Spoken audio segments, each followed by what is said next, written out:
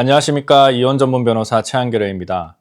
많은 분들이 이혼 도장을 찍고 재산 분할 합의서까지 쓰면 나와 상대 배우자와의 모든 금전 관계는 끝이 난다라고 생각들을 하시는데요.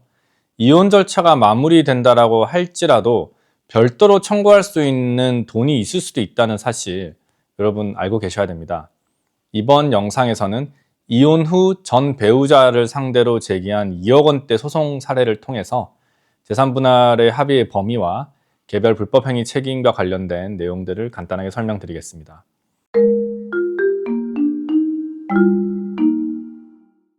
오늘 말씀드린 부부, 이혼을 한 부부죠. 함께 작은 사업체를 운영을 했어요. 남편 명의의 사업장이었지만 아내가 핵심적인 역할을 하면서 운영 전반을 도맡았습니다. 이러한 부부들 굉장히 많아요. 와이프가 카운터를 본다든지 아니면 와이프가 실제로 대표이사로서 활동을 하면서 사업을 한다든지 이런 경우가 굉장히 많거든요. 그런데 아내의 외도 의심으로 갈등이 시작이 되고 남편의 폭행과 명예훼손 등 여러 가지 불미스러운 일들이 발생하면서 결국 두 사람은 협의 이혼을 하게 됩니다. 두 사람은 현금 2억 원을 지급하는 것으로 재산 분할을 마무리했고 향후 어떠한 소송도 서로에게 제기하지 않는다라는 합의서를 작성했어요. 그러나 이혼 후에 아내는 남편을 상대로 정산금과 위자료 해가지고 2억 원이 넘는 소송을 다시 제기를 합니다. 이게 가능할까? 이것 때문에 굉장히 재판부도 고심을 했었는데 아내의 주장은 사업체 운영 수익의 절반을 달라라는 주장이었어요. 내가 노무를 제공했고 내가 운영을 했고 전체적인 운영에 실무를 맡았다 이렇게 하니까 사실상 동업관계였다라는 주장을 합니다.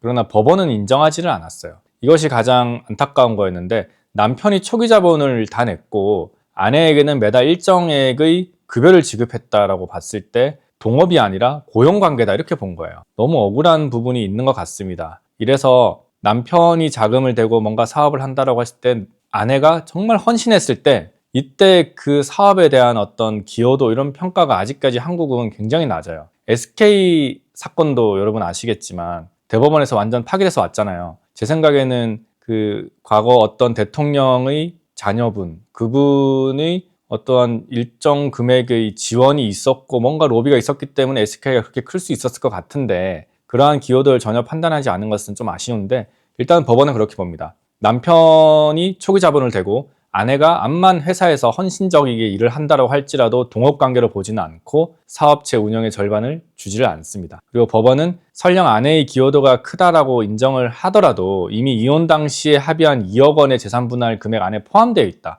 아내의 노고는 모두 거기 금액에 포함되어 있다라고 재판부가 봤어요.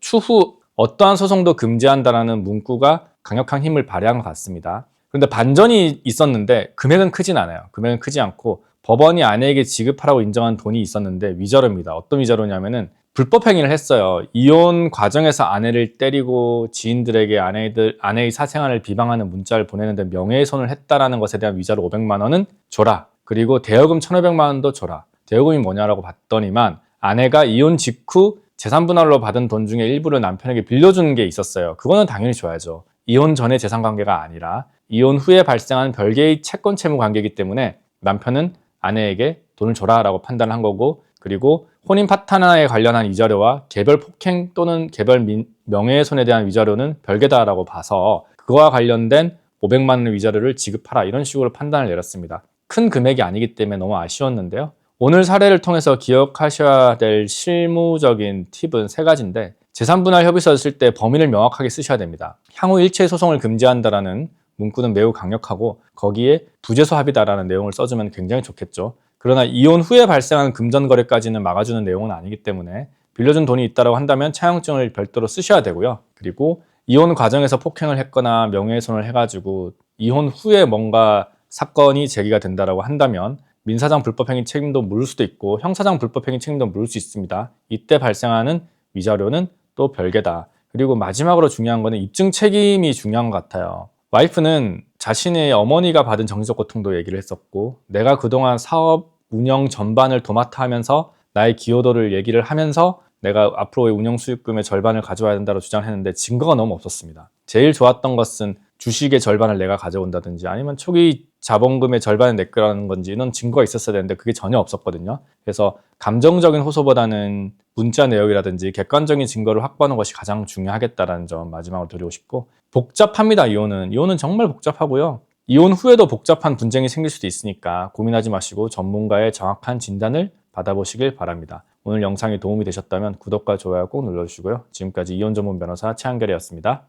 최한결의 변호사와 함께하는 법률 상담, 명쾌한 답변, 친절한 상담, 다시 받기 함께 걸어요.